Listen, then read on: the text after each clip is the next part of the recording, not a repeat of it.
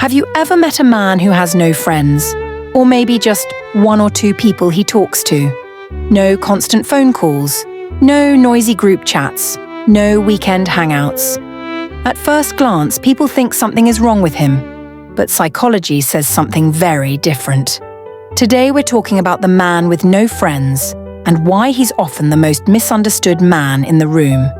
Before we begin, like this video, subscribe to the channel, and comment below if you've ever been this man. Or you know one. Let's begin. A man with no friends is not always lonely. Sometimes he is selective. Psychology explains that men like this have often experienced betrayal, disappointment, or emotional exhaustion. So instead of spreading their energy everywhere, they choose peace over popularity. Let me ask you a question. Would you rather have many friends who don't understand you, or one person who truly does? Tell me in the comments.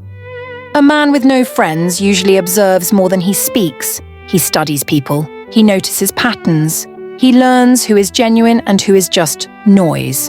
That's why he's quiet, not weak. Silence is not emptiness. Sometimes, silence is self-control. Psychology calls this high self-awareness. Another truth most people won't tell you. A man with no friends often has strong boundaries. He doesn't laugh at jokes he doesn't respect. He doesn't stay where he feels disrespected. He doesn't beg for attention. That's why he ends up alone. Not because he can't fit in, but because he refuses to shrink himself to belong. Let me ask you again. Have you ever walked away from people just to protect your peace? Comment yes if you have. Many great thinkers, leaders, and builders had small circles. Why? Because focus requires isolation. When a man has fewer distractions, he thinks deeper. He plans longer. He builds silently. Psychology shows that men with small social circles often have strong inner worlds. They don't need constant validation. They validate themselves.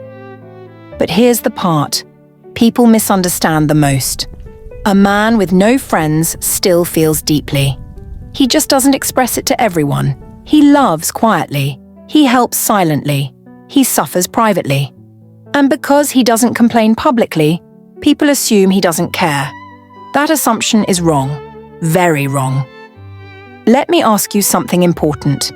Do you think society respects loud men more than quiet, strong men? I really want to hear your opinion. Comment below. Sometimes, a man with no friends is actually in a transition phase. He's outgrowing old versions of himself, old habits, old people, old environments.